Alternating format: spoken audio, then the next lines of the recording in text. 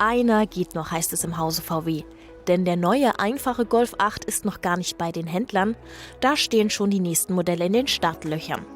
Genauer, die Kombi-Version Golf Variant, die höher gelegte Version Alltrack, der Golf GTI, GTI TCR und das Topmodell Golf 8R. Fangen wir mit dem Kombi an. Der Golf Variant bekommt den größeren Radstand des Schwestermodells Skoda Octavia. Das macht 5 cm mehr und nebst mehr Platz auch noch eine gestreckte Optik. Und auch im Innenraum wird es modern. Digitales Cockpit, Assistenzsysteme und Motoren mit 48 Volt Mild-Hybrid sind an Bord. Da wird es schwer, einen Respektabstand zum erst frisch gefacelifteten Passat zu halten.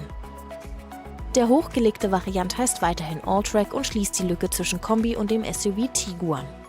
Beide Modelle werden wohl Ende August vorgestellt. Früher an den Start gehen die Sportgölfe. Im März auf dem Genfer Autosalon wird der Golf GTI mit 245 PS vorgestellt. Der GTI TCR mit 300 PS kommt dann im Mai pünktlich zum Golftreffen am Wörthersee. Die Rahmendaten sind bereits bekannt: Frontantrieb, elektronisches Sperrdifferential, DSG gegen Aufpreis. Und die Leaks sind noch ganz frisch, denn eigentlich soll es erst im Juli soweit sein. Das Topmodell Golf 8R wird vorgestellt. Offiziell bestätigt ist noch nichts, aber beim Goodwood Festival of Speed rechnen wir mit der ersten Renneinlage des Kompaktsportlers. Der Golf R bekommt ein recht schlichtes Heckdesign, 333 PS und Allradantrieb. Da bleibt also nur noch eine Frage zu klären: Für welchen Golf entscheidest du dich?